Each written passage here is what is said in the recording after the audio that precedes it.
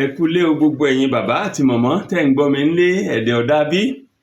Ẹ kú àsìkò yìí, mo kí yín kú àbọ̀ sí ẹ̀kọ́ ilé ẹ̀kọ́ ọjọ́ ìsinmi wa ti ọ̀sẹ̀ yìí.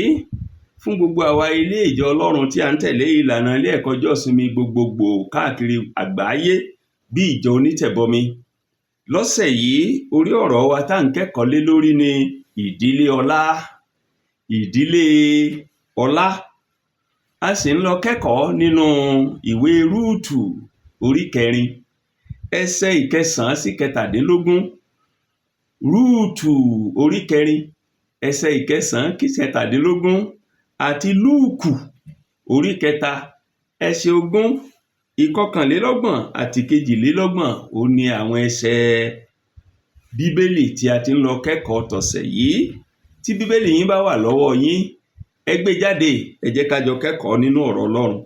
Mo bẹ̀rẹ̀ sí kà láti inú Bíbélì mímọ́ ní èdè Yorùbá.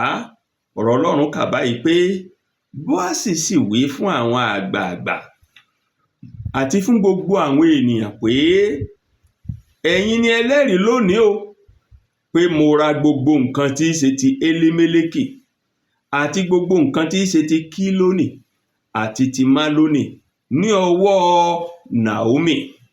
Pẹ̀lúpẹ̀lú Rúùtù ará Móábù aya Málónì ni mo rà ní aya mi láti gbé orúkọ òkú dìde lórí ilẹ̀ ìní rẹ̀, kí orúkọ òkú kó má baà run nínú àwọn arákùnrin rẹ̀ àti ní ẹnu bodè ìlú rẹ̀. Èyí ni ẹ̀yin ni ẹlẹ́rìí lónìí. Gbogbo àwọn èèyàn tí ó wà lẹ́nu bodè àti àwọn àgbààgbà sì wí pé àwa ṣe ẹlẹ́rìí. Kí Olúwa kí ó ṣe obìnrin náà tí ó wọ ilé rẹ bíi Rákélì àti Léà, àwọn méjì tí ó kọ́ ilé Ísírẹ́lì. Kí ìwọ kí ó sì já sí ọlọ́lá ní Éfrátà, kí o sì já sí olókìkí ní Bethlehem. Kí ilé rẹ kí ó sì dàbí ilé Pérésì ẹni tí Támárì bí fún Júdà nípa irú ọmọ tí Olúwa yóò fún ọ láti ọ̀dọ̀ obìnrin yìí. Bóásì ó sì mú Rúùtù, òun sì di aya rẹ̀. Nígbà tí ó sì wọlé tọ̀ ọ́, Olúwa sì mú kí ó lóyún, ó sì bí ọmọkùnrin kan. Àwọn obìnrin sì wí fún Naomi pé olùbùkún ni Olúwa tí kò fi ọ́ sílẹ̀ ní àìní ìbátan lónìí. Kí ó sì jẹ́ olókìkí ní Ísírẹ́lì, òun ó sì jẹ́ olùmúpadà ẹ̀mí rẹ àti olùtọ́jú ogbó rẹ, nítorí aya ọmọ rẹ ni tí ó fẹ́ ọ, tí ó sàn fún ọ ju ọmọkùnrin 7 lọ ló bí. Naomi sì gbé ọmọ náà, ó sì tẹ́ ẹ sí ọkàn àyà rẹ̀, ó sì di alágbàtọ́ rẹ̀. Àwọn obìnrin aládùúgbò rẹ̀ sì sọ ọ́ ní orúkọ wípé a bí ọmọkùnrin fún Naomi, wọ́n sì pe orúkọ rẹ̀ ní Óbédì. Òun ni bàbá Jésè, bàbá Dáfídì. Lúùkù orí 3 ẹsẹ̀ 23. Jésù tìkára rẹ̀ ń tó bí ẹni ìwọ̀n 30 ọdún. Ó jẹ́ bí a ti fi pè ọmọ Dáfídì, tí í ṣe ọmọ Élì. Ẹsẹ̀ 29. Tí í ṣe ọmọ Mélíà, tí í ṣe ọmọ Ménánì, tí í ṣe ọmọ Màtátà, tí í ṣe ọmọ Nàtánì, tí í ṣe ọmọ Dáfídì, tí í ṣe ọmọ Jésè, tí í ṣe ọmọ Óbédì, tí í ṣe ọmọ Bóásì, tí í ṣe ọmọ Sálmónì, tí í ṣe ọmọ Náásónì. Èyí ni ọ̀rọ̀ Ọlọ́run. Kí Olúwa kó bùkún ọ̀rọ̀ rẹ̀ fún ìgbàlà ẹ̀mí gbogbo wa. Ẹsẹ̀ wúrà wa, ẹsẹ̀ àkọ́kàn, ẹsẹ̀ mọ́nigbàgbé wa fọ́sẹ̀ yìí, ó ní ẹsẹ̀ 17 ìwé Rúùtù orí 4 ẹsẹ̀ 17.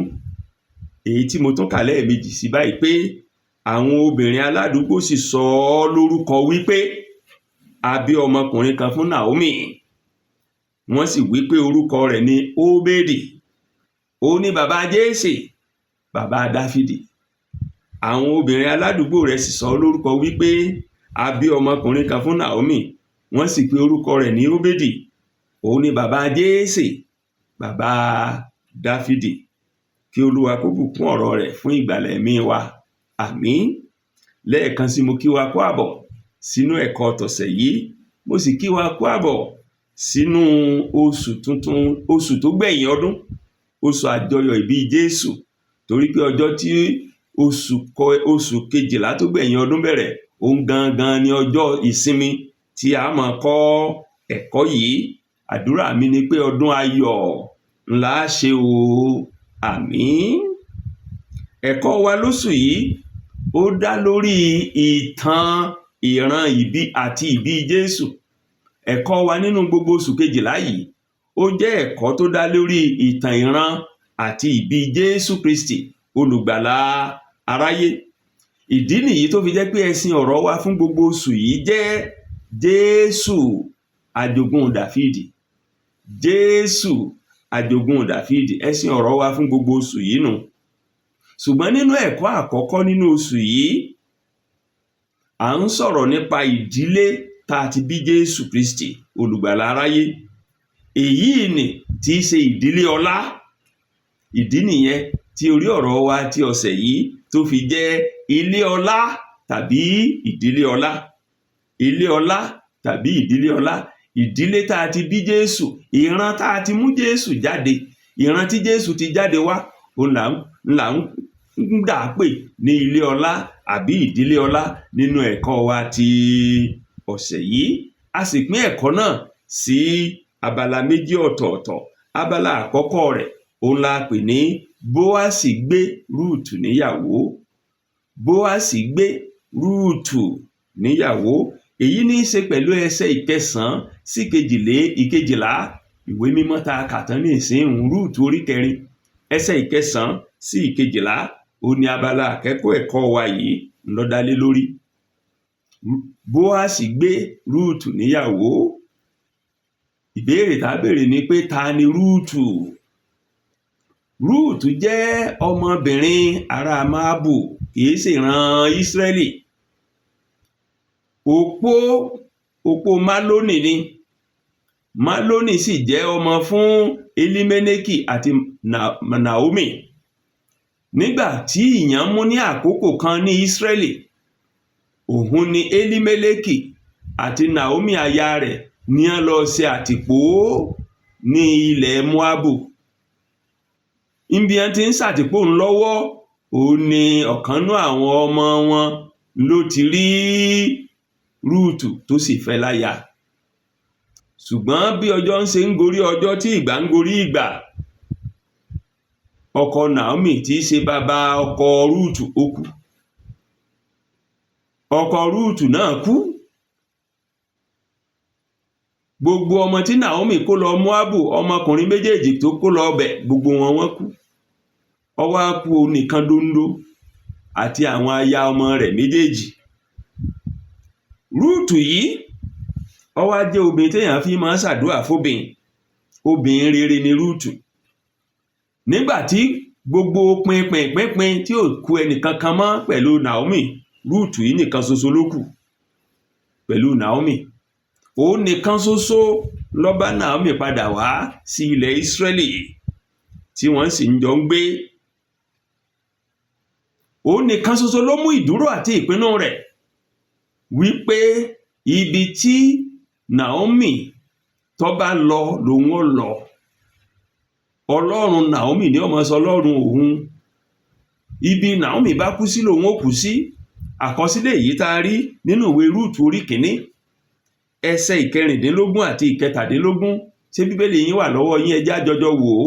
Rúùtù orí 1 ẹsẹ̀ 16 àti 17. Ìwé mímọ́ ní Rúùtù sì wí pé, má ṣe rọ̀ mí láti fi ọ́ sílẹ̀ tàbí láti padà kúrò lẹ́yìn rẹ̀, nítorí ibi tí wọ́n bá lọ lèmi ó lọ, ibi tí wọ́n bá sì wọ̀ lèmi ó wọ̀. Àwọn èèyàn rẹ̀ ni ó máa ṣe èèyàn mi, Ọlọ́run rẹ̀ ni ó máa ṣe Ọlọ́run mi. Ibi tó o bá kú lèmi ó kú sí, níbẹ̀ là á sì sinmi. Kí Olúwa kó ṣe bẹ́ẹ̀ sí mi àti jù bẹ́ẹ̀ lọ pẹ̀lú, bí ohun kan bí kò ṣe ikú bá ya ìwọ àti èmi. Májẹ̀mú tí Rúùtù fínúfíndọ̀ tó bá ìyá ọkọ rẹ̀ dànù. Ìgbà táwọn méjèèjì sì padà dé ilẹ̀ Ísírẹ́lì ní Bẹ́tílíhẹ́mù, Rúùtù tẹ̀lé gbogbo májẹ̀mú rẹ̀ yìí. ó dì mọ́ ìyá ọkọ rẹ̀ yìí, ó ṣùgbà ìyá ọkọ rẹ̀ yìí bí obìnrin rere. Ó gba gbogbo ìtọ́ni àti ìdarí tí ìyá ọkọ yìí ń fún un ní tẹ̀lé. Torí pé Naomi ti dàgbà, Rúùtù yìí ní ń ṣùgbà ọlọ́tún ní ń ṣùgbà lósù, ó ní ń wá jíjẹ mímu táwọn méjèèjì ń jẹ nígbà wọ́n dé ilẹ̀ Ísírẹ́lì. Nínú akitiyan Rúùtù yìí láti wá jíjẹ mímu fún òun àti ìyá ọkọ rẹ̀, ó ní Rúùtù ti alábàápàdé ọ̀kan nú àwọn mọ̀lẹ́bí bàbá ọkọ rẹ̀ Elimeleki tá ń pè ní Bóásì. Ìgbà tí Bóásì sì tí ó fi bá Rúùtù pàdé, ó ti gbúrò Rúùtù, ó ti gbúrò akitiyan rẹ̀. Ẹ jẹ́ a jọ wo ohun tí Bóásì sọ nípa Rúùtù nínú ìwé Rúùtù orí 2 ẹsẹ̀ 11 àti 12. Nígbà tóun àti Rúùtù pàdé fúngbà àkọ́kọ́, ẹ gbọ́ tí Bóásì sọ ní orí 2 ìwé Rúùtù ẹsẹ̀ 11 àti 12. Ìwé mímọ́ ní Bóásì sì dá Rúùtù lóhùn pé, gbogbo ohun tí wọ́n ń ṣe fún ìyá ọkọ rẹ láti ìgbà ikú ọkọ rẹ láti rò fún mi pátápátá, àti bí ìwọ ti fi bàbá àti ìyá rẹ àti ilẹ̀ ìbí rẹ sílẹ̀, tí ìwọ sì wá sọ́dọ̀ àwọn èèyàn tí ìwọ ò mọ̀ rí. Kí Olúwa kó san ẹ̀san iṣẹ́ rẹ. Ẹ̀san kíkún ni kí a san fún ọ láti ọwọ́ Olúwa Ọlọ́run Ísírẹ́lì wá, lábẹ́ apá ìyẹ́ ẹni tí ìwọ wá gbẹ́kẹ̀lé. Gbólóhùn ọ̀rọ̀ àkọ́kọ́ tí Bóásì bá Rúùtù sọ nígbà àkọ́kọ́ bá pàdé ní èmi ìwọ nígbà àkọ́kọ́ nù. Èyí tí í ṣe gbólóhùn pé ó mọ rírì ìfàyàrán ìpèníjà ìgbéyàwó èyí tí Rúùtù ń là kọjá lọ́ọ̀dẹ̀ ọkọ. Ní ìbámu pẹ̀lú òfin Mósè lórí opó tí kò bá tíì bí ọmọkùnrin fọ́kọ rẹ̀, òfin yìí ó kàn nípa fúnrú opó bẹ́ẹ̀ pé kò gbọ́dọ̀ lọ́kọ níta. Ọkọ yòówù tí ó bá fẹ́, ó gbọ́dọ̀ jẹ́ láti inú àwọn mọ̀lẹ́bí ọkọ rẹ̀. Ọmọ yòówù tí irú ọmọbìnrin bẹ́ẹ̀, irú àjọṣepọ̀ tó bá sì ti irú ọmọkùnrin àkọ́kọ́ tó bá sì ti irú àjọṣepọ̀ bẹ́ẹ̀ jáde, yóò jẹ́ àrólé fún ọkọ tó ti dolóògbé. Lórí èyí, ó ní Bóásì ló gbà tó sì pinnu láti fẹ́ Rúùtù ní aya. Ìdí nìyí nínú ẹ̀kọ́ wa, níbi tẹ́kọ̀ọ́ wa tọ̀sẹ̀ yìí ti bẹ̀rẹ̀, nínú Rúùtù orí 4 ẹsẹ̀ 9 àti 10 tí ìwé mímọ́ sí ní Bóásì sì wí fún àwọn àgbààgbà àti gbogbo àwọn èèyàn pé, ẹ̀yin ni ẹlẹ́rìí lónìí pé mo ra gbogbo nǹkan tí í ṣe ti Elimeleki àti gbogbo nǹkan tí í ṣe ti Kílónì àti ti Málónì ní ọwọ́ Naomi. Pẹ̀lúpẹ̀lú mo ra Rúùtù ará Móábù aya Málónì ní aya mi, láti gbé orúkọ òkú dìde lórí ilẹ̀ ìní rẹ̀, kí orúkọ òkú kó má bàa run nínú àwọn arákùnrin rẹ̀ àti ní ẹnu bodè ìlú rẹ̀. Ẹ̀yin lẹlẹ́rìí lónìí. Níhìn-ín a rí i pé Bóásì kò gbọ́nà ẹ̀bùrú, kò sì lo àǹfààní ìpèníjà tí Rúùtù ní láti mú Rúùtù balẹ̀. Dípò bẹ́ẹ̀, a rí i pé Bóásì ó tẹ̀lé ìlànà tí òfin Mósè fi kalẹ̀ láti fẹ́rú aya bẹ́ẹ̀. Ó pe gbogbo mọ̀lẹ́bí jọ, gbogbo mọ̀lẹ́bí sì fọwọ́ sí pé fẹ́ láya. Ìdí nìyẹn nú ẹsẹ̀ 11 àti 12 orí 4 ìwé Rúùtù tá a kà, tí ìwé mímọ́ fi wí pé gbogbo àwọn èèyàn tó wà ní ẹnu bodè àti àwọn àgbààgbà sì wí pé àwa ṣe ẹlẹ́rìí. Wọ́n sì súre kí Olúwa kí ó ṣe obìnrin náà tí ó wọ ilé rẹ̀ bíi Rákélì àti bíi Léà, àwọn méjèèjì tí ó kọ́ ilé Ísírẹ́lì. Kí ìwọ ó sì já sí ọlọ́lá ní Éfrátà, kó o sì já sólókìkí ní Bẹ́tílẹ́hẹ́mù. Kí ilé rẹ kí ó dàbí ilé Pérésì, ẹni tí Támárì bí fún Júdà, nípa irú ọmọ tí Olúwa yóò fi fún ọ láti ọ̀dọ̀ ọmọbìnrin yìí wá. Gbogbo ẹbí ló fọwọ́ sí i, gbogbo ẹbí ló gbà á. pé kí Bóásì fẹ́ Rúùtù ní aya láti lè gbé irú ọmọ dìde fún ìdílé Bóásì, fún ìdílé Naomi tí í ṣe ìdílé Elimélékì, kí ìran yẹn ó má bàa run, kórúkọ yẹn ó má bàa parẹ́ nínú ìran àwọn ọmọ Ísírẹ́lì. Wọ́n sì ṣègbéyàwó, wọ́n sì súre fún wọn. Tẹ́ bá wá kíyèsí ẹsẹ̀ ìkejìlá, a lo Támárì nínú ìsúre táwọn àwọn ìdílé ń sú fún Bóásì. Wọ́n lo Támárì láti súre. Ta ni Támárì? Támárì òun ni ìyá Pérésì tó sì jẹ́ bàbá fún Bóásì. Támárì yìí tí wọ́n fi gbàdúrà yìí, òun náà ìsọmọ Ísírẹ́lì, àlejò ló náà bí Rúùtù ṣe jálejò. Bí Rúùtù ṣe jẹ́ ará Móábù, òun ni Támárì jẹ́ ará Kénáánì. Aya Érì ọmọ Júdà ni òun ṣe tiẹ̀ ní Támárì, ṣùgbọ́n ọkọ tiẹ̀ náà kú. Ṣùgbọ́n bàbá ọkọ Júdà kọ̀ láti fi àbúrò ọkọ fún un pé kó fẹ́. Ló bá dọ́gbọ́n sí i, ló bá tan bàbá ọkọ rẹ̀ sí, bí bàbá ọkọ rẹ̀ ṣe bá sùn lọ́nà ẹ̀rọ láì mọ̀nú, ó sì bíbejì fún un. Nínú ìran yìí làwa ti rí wípé àjèjì méjèèjì Támárì àti Rúùtù, bó tiẹ̀ jẹ́ pé wọ́n ṣe ọmọ Ísírẹ́lì tí wọ́n jẹ́ àjèjì, wọ́n jẹ́ ìyà ńlá fún Dáfídì ọba, wọ́n jẹ́ ìlà ńlá fún Jésù Kristi olùgbàlà aráyé. Ibi tí abala àkọ́kọ́ ẹ̀kọ́ wa ti ọ̀sẹ̀ yìí tó ti tẹnubodò tó mú mi nù. Bóásì fẹ́ Rúùtù láya. Ó fẹ́ ẹ láya torí pé Rúùtù obìnrin rere ni. Ó fẹ́ ẹ láya torí pé ó ti gbúròó takuntakun tí ń ṣe ní rere. Kò sì ṣe èyí lọ́nà ẹ̀bùrú, ó ṣe ní gbangba, ó tẹ̀lé ìlànà àti òfin Mósè. Ṣùgbọ́n lẹ́yìn tí wọ́n fẹ́ra wọn tán, kí ló wá ṣẹlẹ̀? Kí ló tẹ̀lé ìgbéyàwó wọn? Bóò ni ìgbéyàwó wọn ṣe rí? Lẹ́yìn ìgbéyàwó, kí ni ìrírí wọn? Ntí abala kejì ẹ̀kọ́ wa tí ó dá lé lórí nù. Èyí tá a pè àpèlé rẹ̀ ní ìbí Óbédì. Ìbí Óbédì.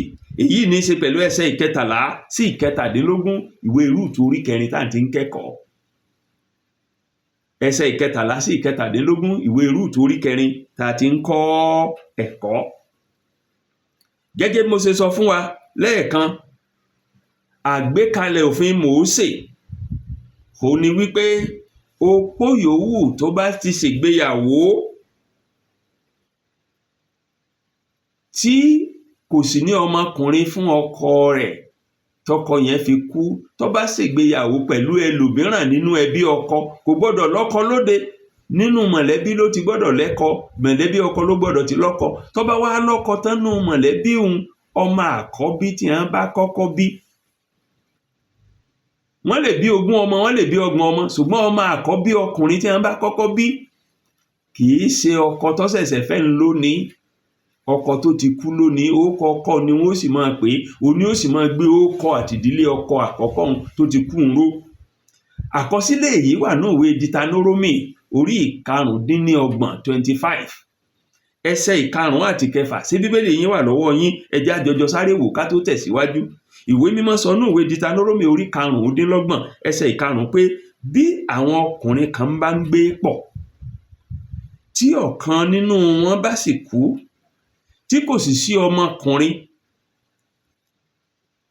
kí aya òkú kí ó má ṣe ní àlejò ará òde lọ́kọ o. Arákùnrin ọkọ rẹ̀ ni kí ó wọlé tọ̀ ọ́, kí ó sì ní aya, kí ó sì ṣe iṣẹ́ arákùnrin ọkọ fún un. Yóò sì ṣe àkọ́bí ọmọ tí ó bá bí, kí ó rọ́pò ní orúkọ arákùnrin rẹ̀ tó kú, kí orúkọ rẹ̀ kó má baà parẹ́ ní Ísírẹ́lì. Bẹ́ẹ̀ ni Bóásì àti Rúùtù ṣègbéyàwó. Ọlọ́run sì bù sí ìgbéyàwó wọn, ó fọmọkùnrin sí. Ẹ̀yin ẹ wò nínú ẹsẹ̀ ìkẹtàlá, Bóásì sì mú Rúùtù, òun sì di aya rẹ̀. Nígbà tó wọlé tọ̀, Olúwa sì mú kí ó lóyún, ó sì bí ọmọkùnrin kan.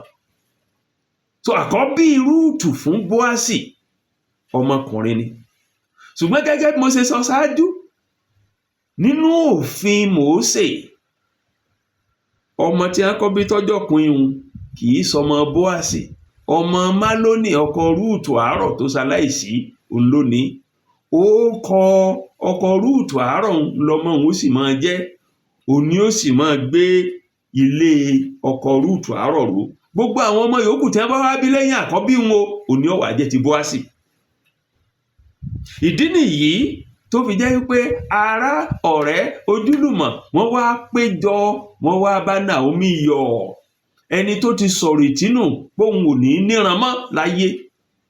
Nínú ẹsẹ̀ ìkẹrìnlá àti ìkẹẹ̀dógún ìwé tá a ti ń kẹ́kọ̀ọ́ Rúùtù orí 4, ìwé mímọ́ ní àwọn obìnrin sì wí fún Naomi pé, olùbùkún ni Olúwa tí kò fi ọ́ sílẹ̀ láláì níbátan lónìí, kí ó jẹ́ olókìkí ní Ísírẹ́lì, òun ó sì jẹ́ olùmúpadà ẹ̀mí rẹ àti olùtọ́jú ogbó rẹ, nítorí aya ọmọ rẹ ẹni tí o fẹ́ tí ó sàn fún ọ ju ọmọkùnrin 7 lọ ló bí.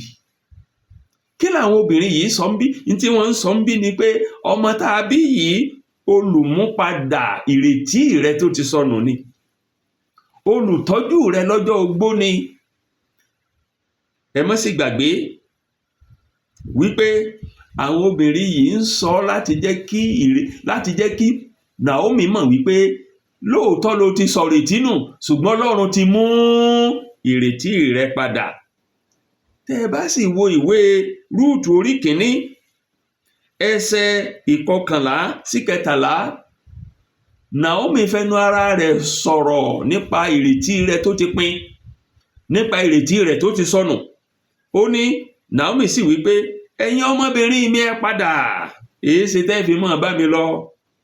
Mo a tún lè ní ọmọkùnrin ní inú mi tí ẹ̀yin ó fi ṣe ọkọ yín.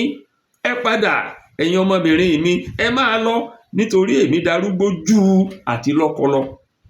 Bí n bá wá wí pé èmi nírètí, bí mo bá lọ́kọ lálẹ́ yìí tí mo sì bí ọmọkùnrin lálẹ́ yìí, ṣé ẹ̀yin ò lè dúró dè tí wọ́n ó fi dàgbà? Ẹ̀yin ò lè dúró dè wọ́n láì lọ́kọ? Rárá o, ẹ̀yin ọmọbìnrin mi, nítorí pé inú mi bàjẹ́ gidigidi nítorí yín tí ọwọ́ Olúwa fi jáde sí mi. Naomi ti sọ ìrètí nù, ìrètí Naomi ti pin, ó ti gbà pó parí. Kò sọ́nà àbáyọ mọ́ torí kò lè bímọ mọ́, ó ti darúgbó.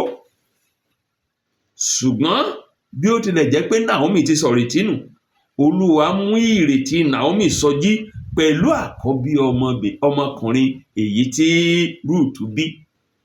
Èyí tí ń fi hàn èmi àti yín wípé bí ènìyàn bá wà ní ìhà ti Olúwa, ìrètí sì wà fún nínú àìnírètí.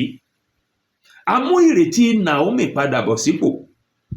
Ará, ọ̀rẹ́ àtojúlùmọ̀ àti iye kan wọ́n sì ń bá a yọ̀. Naomi sì kẹ́ ọmọ náà, ó dá lágbàtọ́ rẹ̀, ó gbé sókàn àyà rẹ̀, gẹ́gẹ́ bí ẹsẹ̀ 14 àti 17 ìwé tá a ti ń kẹ́kọ̀ọ́ sí sọ fún wa.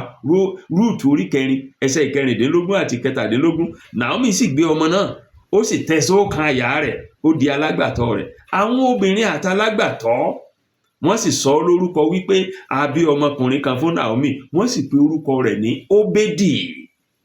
Òun ni bàbá Jésè àti Dáfídì. Òun ni bàbá Jésè, bàbá Dáfídì.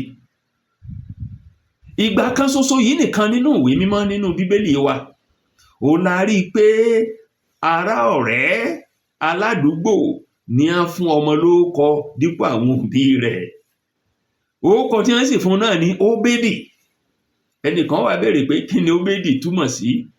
Óbédì túmọ̀ sí ní Yorùbá pọ́nbélé ìjọsìn. Ìjọsìn. Èyí tí ń fi hàn wá wípé ará, ọ̀rẹ́, ojúlùmọ̀ àti iye kan wọ́n rí ọmọkùnrin tí Rúùtù bí gẹ́gẹ́ bí ìpèníjà láti jọ́sìn fún Olúwa oníṣẹ́ ìyanu, láti jọ́sìn fún Olúwa ìrètí fún aláìnírètí, láti jọ́sìn fún Olúwa tí máa yí ìtàn padà, tí máa sọ ibi dire, tí máa sọ̀bànújẹ́ dayọ̀, tí máa sọkún ẹkún di ẹ̀rín. Ibi tí ẹ̀kọ́ wa ti ọ̀sẹ̀ yìí tó ti tẹnubodò tó ti mú mi nìyẹn.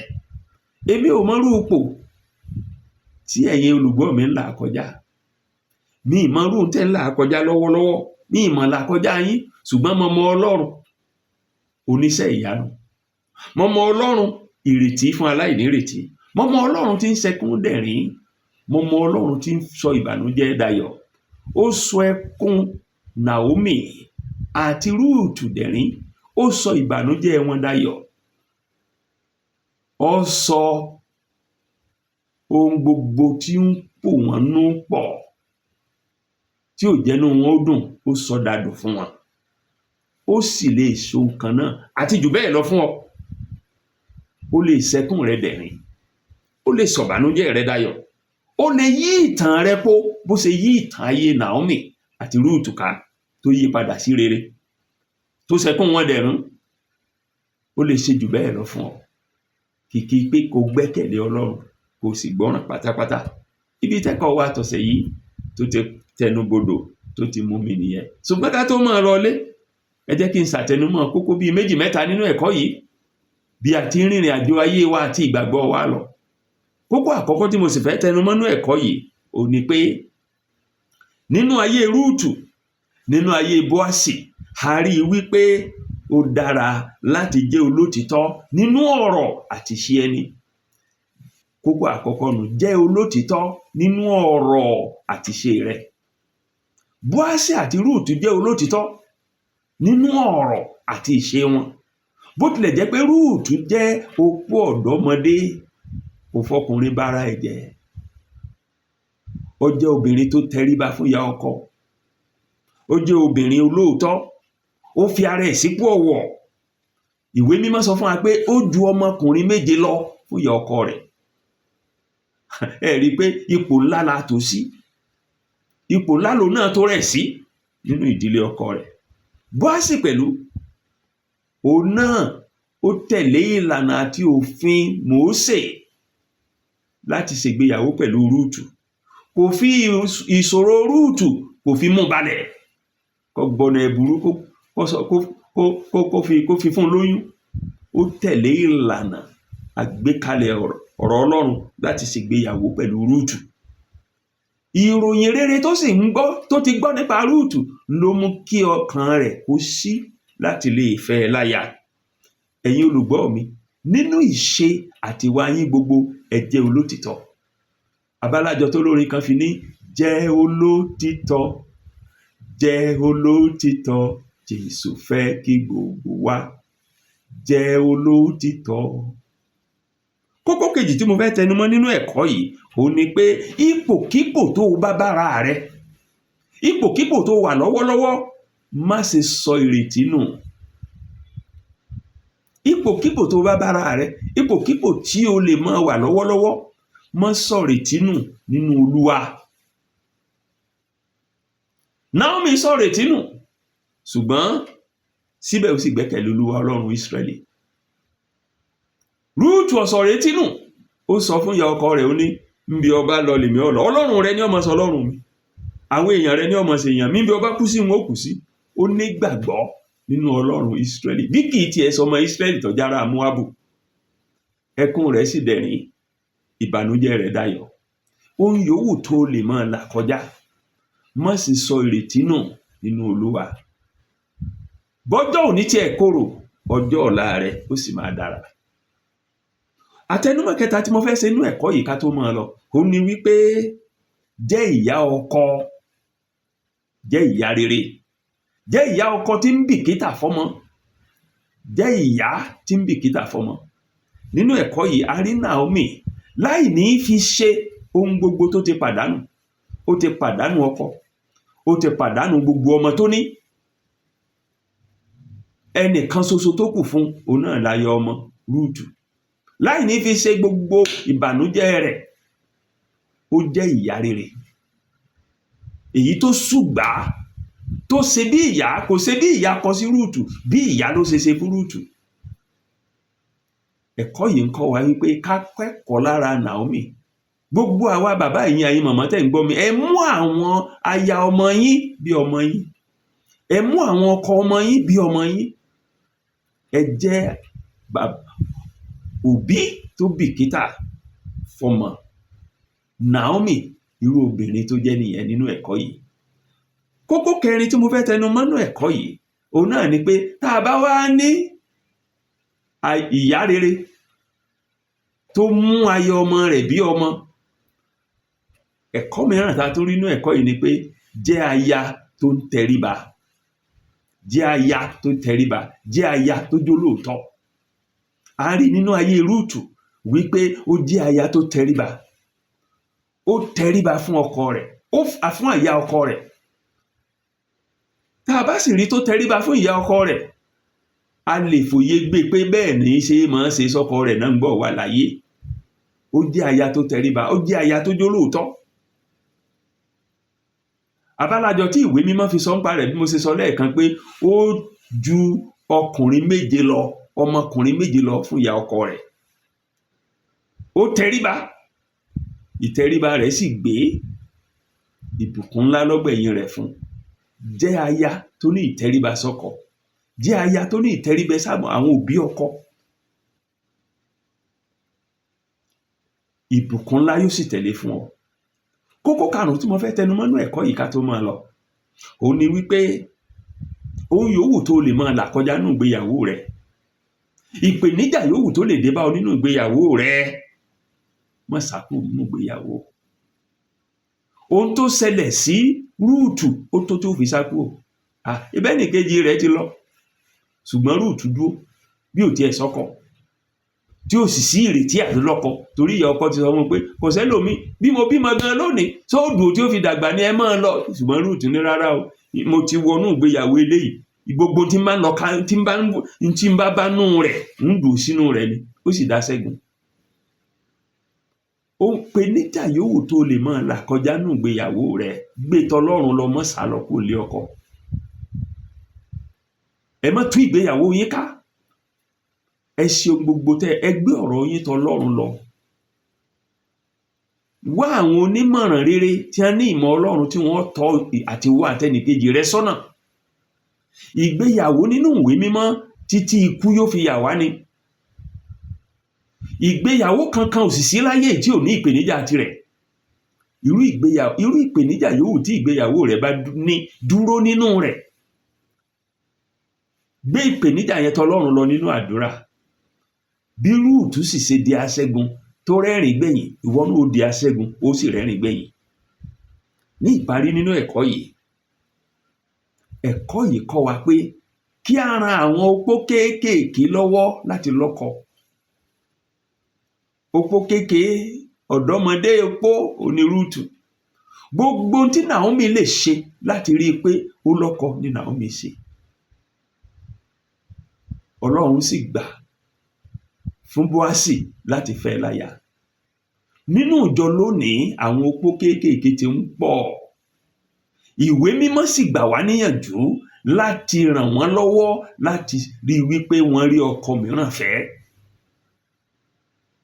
Ẹ jẹ́ á wo ẹsẹ̀ Bíbélì 2 péré nínú Májẹ̀mú Titun láti fìdí èyí múlẹ̀. Àkọ́kọ́ tí mo fẹ́ ká wò ní Kọ́ríńtì kínní orí 7 ẹsẹ̀ kínní ẹsẹ̀ 49. Kọ́ríńtì kínní orí 7 ẹsẹ̀ 49, 7:39. Kọ́ríńtì kínní orí 7 ẹsẹ̀ 49. Ìwé mímọ́ ní a fi òfin de obìnrin níwọ̀n ìgbà tí ọkọ rẹ̀ bá wà láàyè. Ṣùgbọ́n bí ọkọ rẹ̀ bá kú, ó di òmìnira láti bá ẹnikẹ́ni tó bá wù ú gbéyàwó, kìkì nínú Olúwa. Nínú àyọkà yẹn, ìwé mímọ́ fìdí rẹ̀ múlẹ̀ pé àwọn ọ̀dọ́mọdé opó wọ́n ní òmìnira lẹ́yìn tọkọ wọn ti kú láti bá ẹnikẹ́ni tó bá wù wọ́n gbéyàwó. ṣùgbọ́n kìkì nínú Olúwa. Kí ni kìkì nínú Olúwa ń bẹ ń túmọ̀ sí? Kìkì ọkọ tí ó gba Jésù ní Olúwa àti olùgbàlà rẹ̀, ọkọ tọmọ Ọlọ́run. Tẹ́ bá sì sún síwájú tẹ́ lọ sínú ìwé Tímótì kínní orí 5, Tímótì kínní orí 5 ẹsẹ̀ 11. Ìwé mímọ́ ní, nítorí náà mo fẹ́ kí àwọn opó tí kò dàgbà máa gbéyàwó. Mo tuntun kà.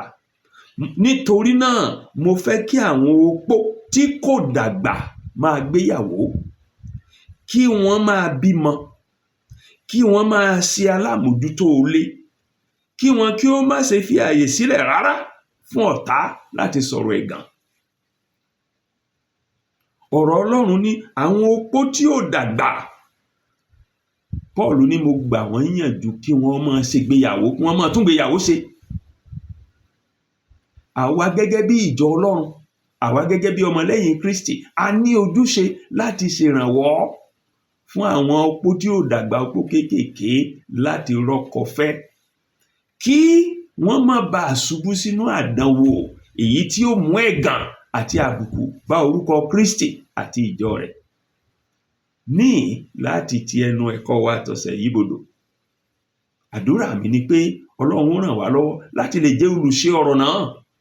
Bí ẹ̀kọ́ yìí bá wá bùkún yín ní ọ̀nà kan tàbí lọ́nà mìíràn, ẹ jọ̀wọ́ ẹ pín pẹ̀lú àwọn ẹlòmíràn lórí ẹ̀rọ ayélujára àti ní àdúgbò yín àti nínú ìjọ yín. Tẹ́ ẹ bá sì fẹ́ ká máa fẹ̀kọ́ yìí ránṣẹ́ sí yín lórí ẹ̀rọ WhatsApp yín, ẹ lè bá wa sọ̀rọ̀ ní orí tẹlifóònù yìí. WhatsApp tẹlifóònù yìí +234 81 11 32 99 55 +234 81 11 32 99 55.